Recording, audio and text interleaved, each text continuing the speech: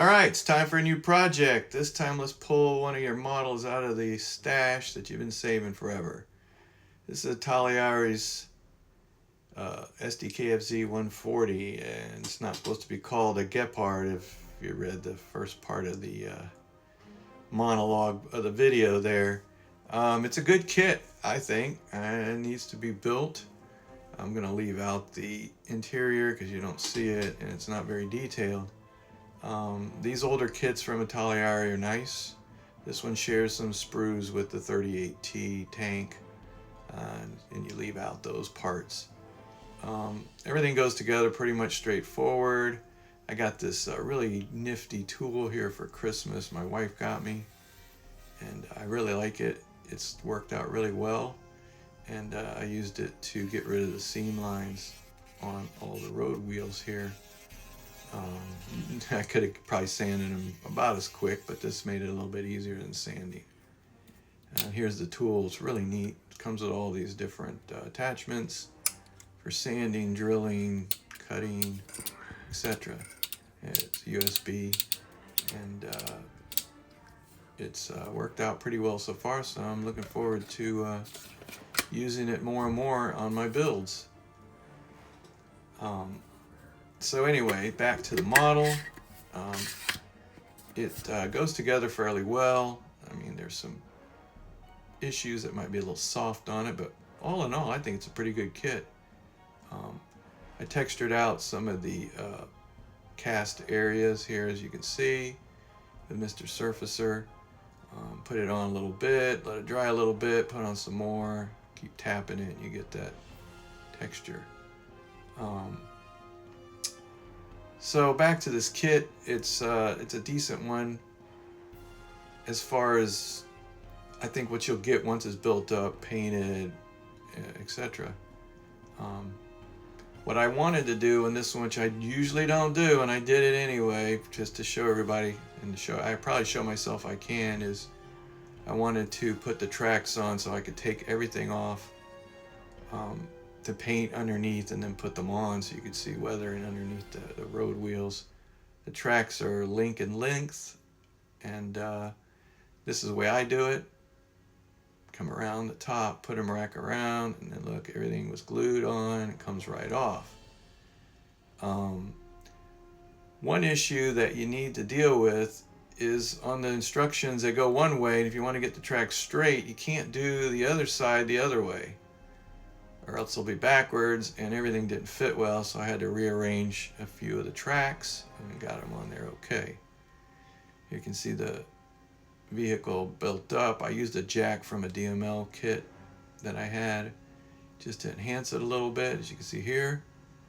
The DML kit obviously is more detailed than this one, DML Dragon, but I had this one. I was going to build it, and I didn't want to have to go through all the steps and all the parts of a DML kit, plus I didn't have it. So I've got everything pretty much together here. There's the base for the gun. It slides right in, and we're getting ready to be close to painting. I did some more texture underneath the bottom of the tank here, obviously where you're going to get the dust and dirt and grime and mud caked on, and over time you're going to get some texture and a different look on it here, so I went ahead and used the Mr. Surfacer to add some of that, but we're going to do a little bit more to it later on. Here you can see everything's done as far as the texturing.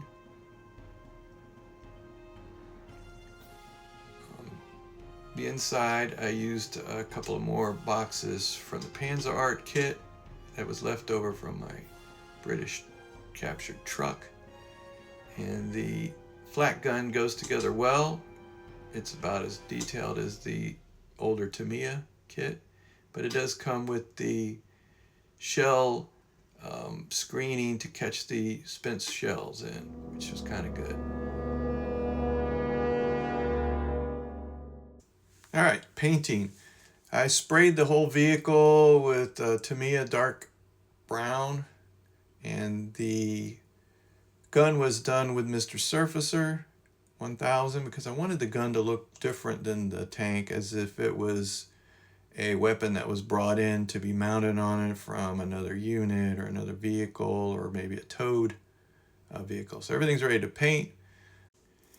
Since I didn't use a dark color this time in the painting process with the red brown, I found these alcohol inks at the art store and I wanted to try them. I never seen these before, so I thought, okay. I bought a set of 3, and there's a black, a slate color, and a white.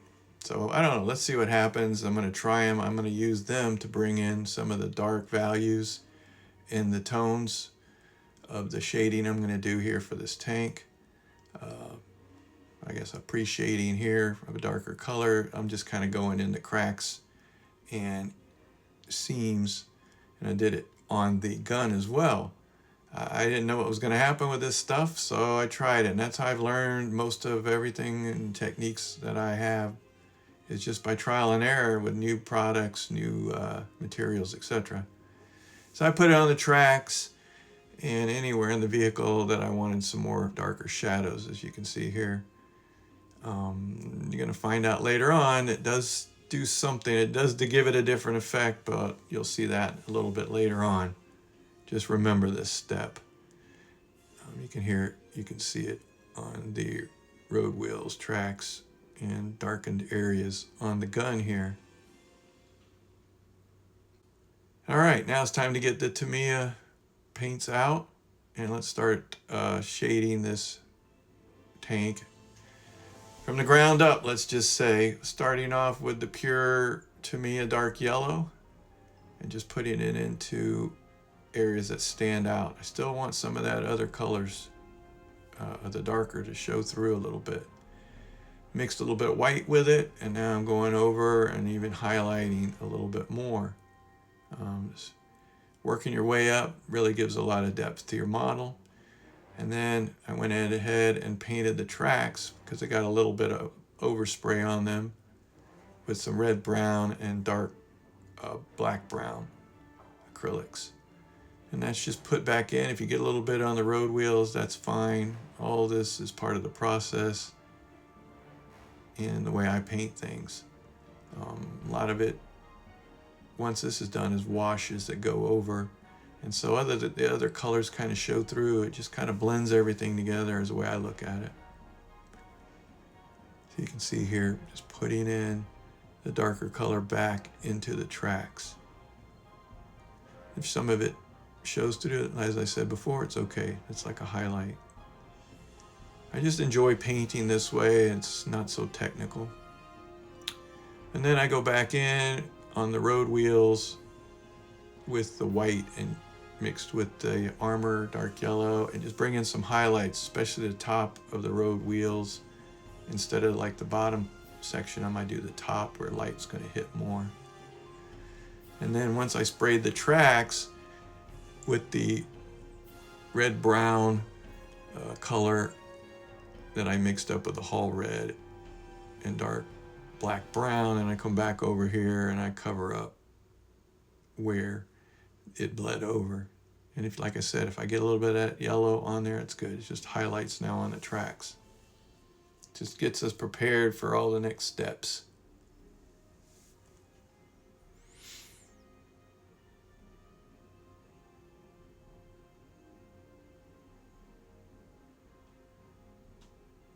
I'm just using an older Tamiya single action airbrush.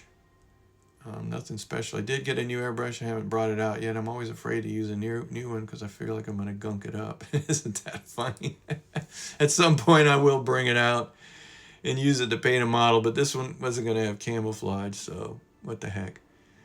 Okay, now I'm going in and painting sections that I wasn't going to be able to get with the airbrush, like the bracket here that holds the tracks. So I go ahead and use what I was airbrushing, put on a little palette, and I'll just paint in these areas with a brush to bring back that color. All right, now it's time for the markings. I used the ones that came with the kit. I just used the German crosses only. I did put one marking on the back for a unit that was used in Italy, because I wasn't going to camouflage this one. It was going to be a vanilla type build. I just wanted to show off the way the vehicle looks. Sometimes when you camouflage, it kind of kills the details and all the little nooks and crannies and bolts and cracks. So I'm not going to camouflage this one. I really like these markings for the vehicle stenciling and what it was. Those are always cool, and they're always on that side of the tank.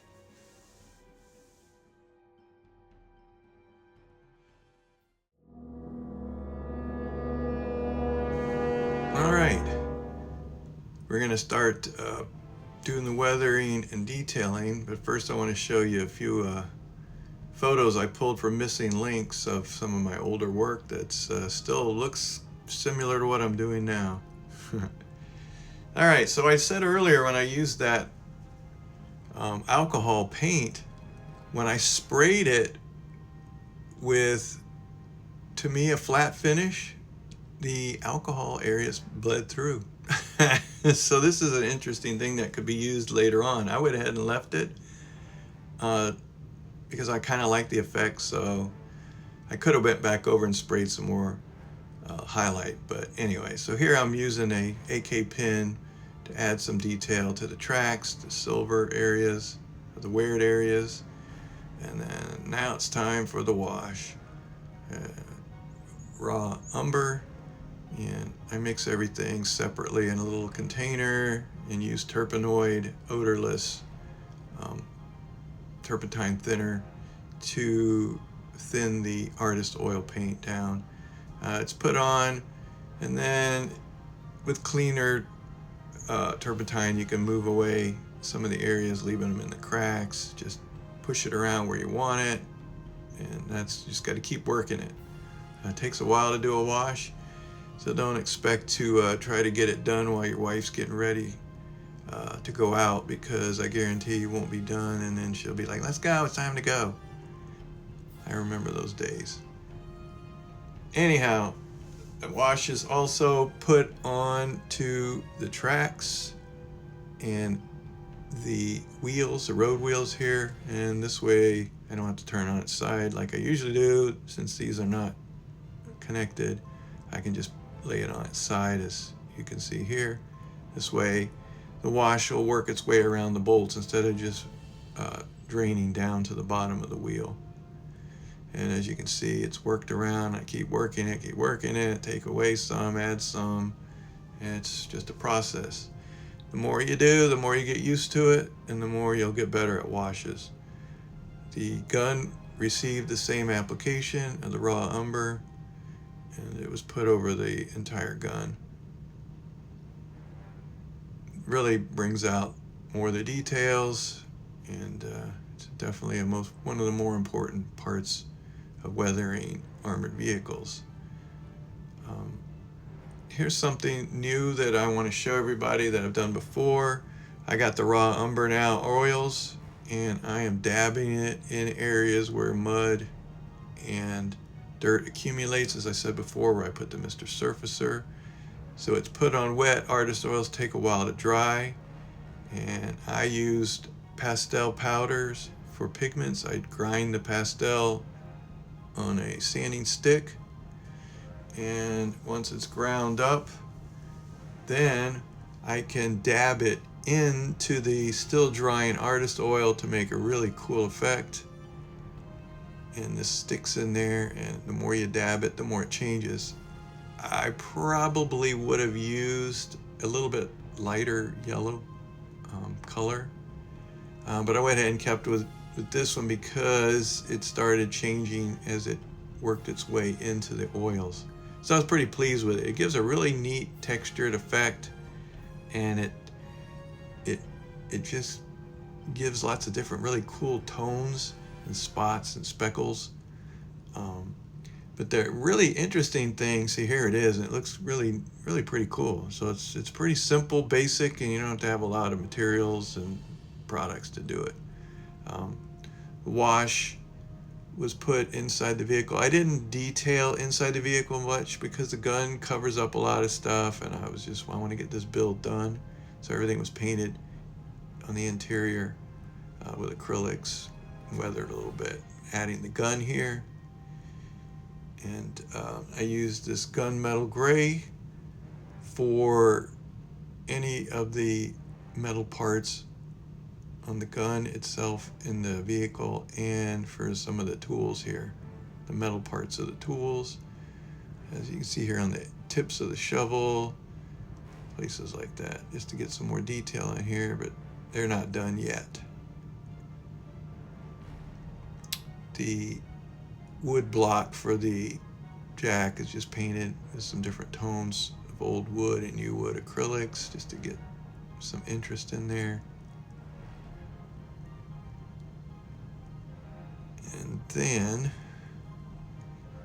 I paint the road wheels right on there with thinned out black paint.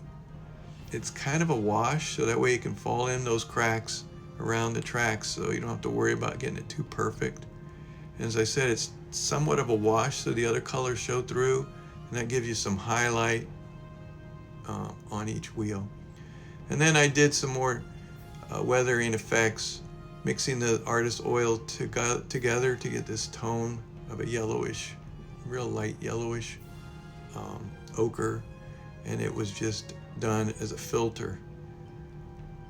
Just dab some of the paints and dots in sections, and then with clean terpenoid, it's worked into it. So here you can see I'm adding some more right into the wet terpenoid. Now I'm going to clean the brush, and I'm going to come in here and spread it out.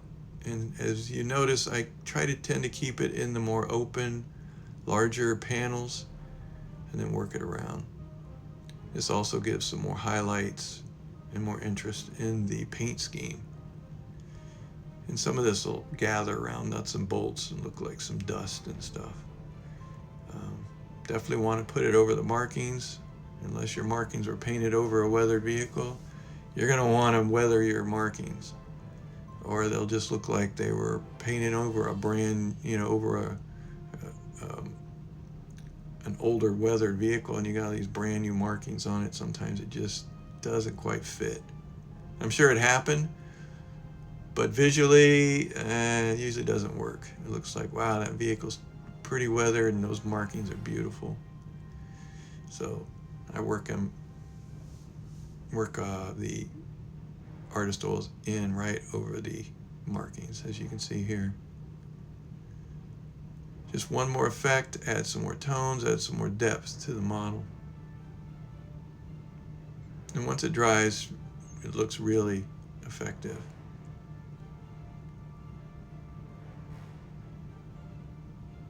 Same process was done to the road wheels. And usually after a lot of these steps, I spray the vehicle with a matte finish, so that way this doesn't affect the oils underneath or any other paints, just to give it a protective coat. Because what happens is you can reactivate the artist oils and you'll have a little bit of a problem then. The muffler, I painted it with some white, just speckled it on here.